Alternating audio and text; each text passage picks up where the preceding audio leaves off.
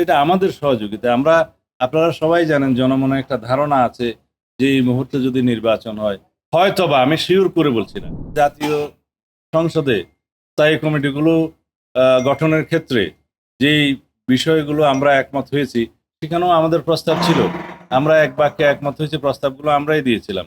এই যে 4টা প্রধানতম কমিটি, যে পাবলিক আন্ডারটেকিং কমিটি, তারপরে আছে যে পাবলিক অ্যাকাউন্টস কমিটি, তারপরে প্রিভিলেজ কমিটি এবং এস্টিমেশন কমিটি সহ আরো 4টা কমিটি, যতদূর আমার মনে পড়ে, সহ আহ, আসনের সংখ্যা অনুপাতে বিরোধী দলের মধ্যে বাকি অন্যান্য গুরুত্বপূর্ণ কমিটির সভাপতির পদ দেয়া হবে।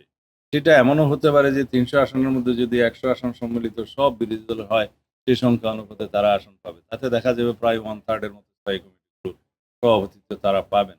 এই বিষয়ে আমরা একমত হয়েছি।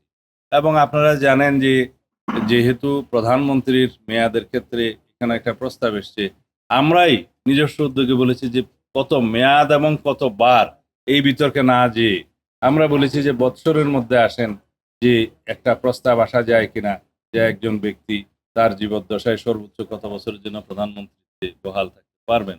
সেই বিষয়ে আমরা আমাদের দল থেকে আলোচনা করে এই প্রস্তাবের ভিত্তিতে আমরা পরে এটা অনুমোদন করিয়েছি যে কোনো ব্যক্তি সর্বোচ্চ 10 বছরের বেশি প্রধানমন্ত্রী পদে বহাল থাকবেন না জীবন।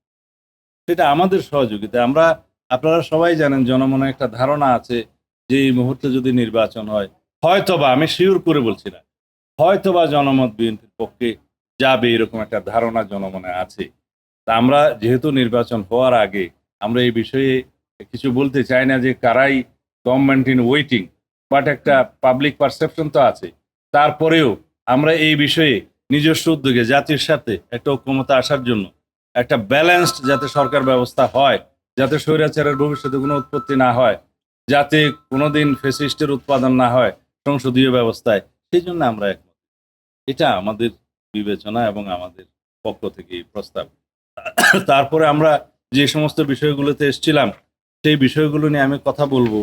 যেমন সংবিধানের আরো বেশি যেগুলো প্রধান বিচারপতির বিষয়ে সংবিধানের যে আর্টিকেলটা আছে, যে আর্টিকেল 94(5)-এ, বিশেষ করে আহ, রাষ্ট্রপতির যে ক্ষমতা প্রধান বিচারপতি নিয়োগের ক্ষেত্রে, যেটা তাকে আর্টিকেল 48 সাবসেকশন 3-তে দেয়া আছে, কিন্তু আবার আর্টিকেল 94 এসে সেটা বিস্তারিত বলা আছে যে রাষ্ট্রপতি চিফ জাস্টিস নিয়োগ করবেন।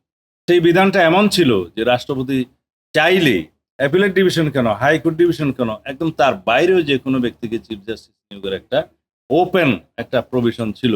সেই জায়গা থেকে আমরা এই প্রস্তাব করেছি এটা অ্যাপিলেট ডিভিশনে নিয়ে আসুন, এবং অ্যাপিলেট ডিভিশনের জ্যেষ্ঠতম 2 জনের মধ্যে সীমাবদ্ধ করুন। আমাদের প্রাথমিক প্রস্তাব ছিল 3 জনের মধ্যে, যেহেতু হাউজের মতামতের ভিত্তিতে সবাই 2 জনের মধ্যে এগ্রিড হয়েছে, সেই বিষয়ে আমরা একমত হয়েছি। এবং এখানে শুধু একটি মাত্র দল ছাড়া, আমি নাম নেব না তাদের, বাকি সবাই একদম সবাই উন্মুক্তভাবে বলেছে যে এটা গ্রহণযোগ্য। কারণ আমরা যদি ভবিষ্যতে বিতর্কিত, আমি আগের বিচারপতির নাম নিতে চাই না যাদেরকে দেশ ছাড়া করতে হয়েছে, তারা তো চূড়ান্ত বিতর্কিত ছিল, তারপরেও ওইভাবে দেশ ছাড়া করাটা গণতান্ত্রিক ছিল এবং একটা হস্তক্ষেপ ছিল বিচার, সেটা আমরা সমালোচনা করি। কিন্তু তারপরেও সেই রকম কোনো বিচারপতি যাতে একদম ফিক্সড হয়ে গেলে চিফ জাস্টিস না হতে পারেন, সেই জন্য একটা চয়েস রাখা হলো, রাষ্ট্রপতির সামনে নির্ধারণ করে দেওয়া হলো, আগের মতো এভাবে থাকলো না। সেখানে আমরা একমত হয়েছিলাম এবং সেটা আমাদেরই প্রস্তাব ছিল